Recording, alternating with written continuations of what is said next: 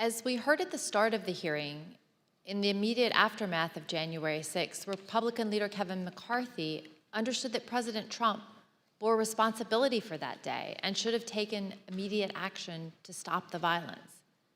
He was even more candid in calls with Republican colleagues. As you'll hear in a moment, recordings of some of these calls that were later published by the New York Times. The context for these calls was that a resolution had been introduced in the House calling for Vice President Pence and the cabinet to remove President Trump from power under the 25th Amendment. Let's listen. I've had it with this guy. What he did is unacceptable. Nobody can defend that, and nobody should defend it. The only discussion I would have with him is that I think this will pass, and it would be my recommendation we should resign. That would be my take, but I don't think he would take it, but I don't know. But let me be very clear to all of you, and I've been very clear to the president. He bears responsibilities for his words and actions. No ifs, ands, or buts. I asked him personally today, does he hold responsibility for what happened? Does he feel bad about what happened? He told me he does have some responsibility for what happened.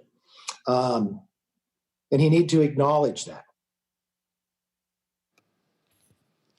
President Trump has never publicly acknowledged his responsibility for the attack.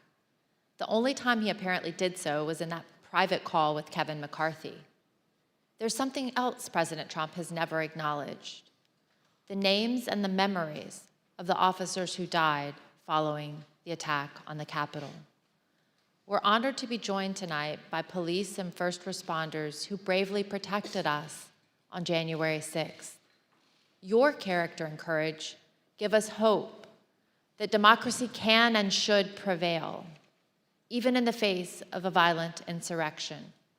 We on this dais can never thank you enough for what you did to protect our democracy.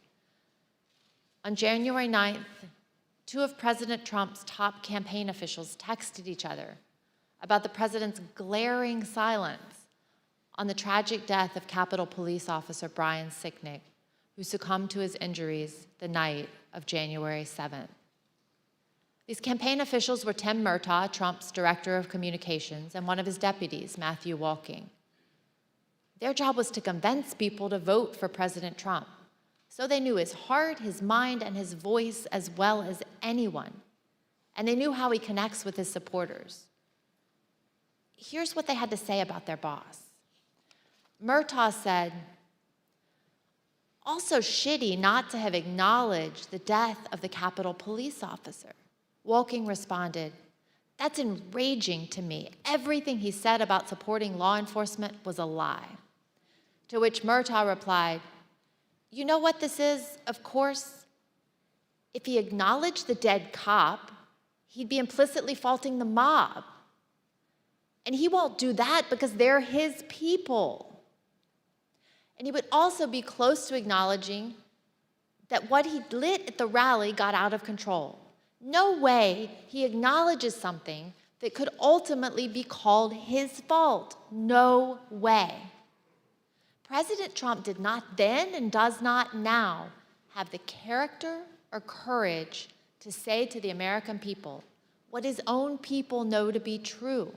He is responsible for the attack on the Capitol on January 6th. Thank you, and I yield to the gentleman from Illinois.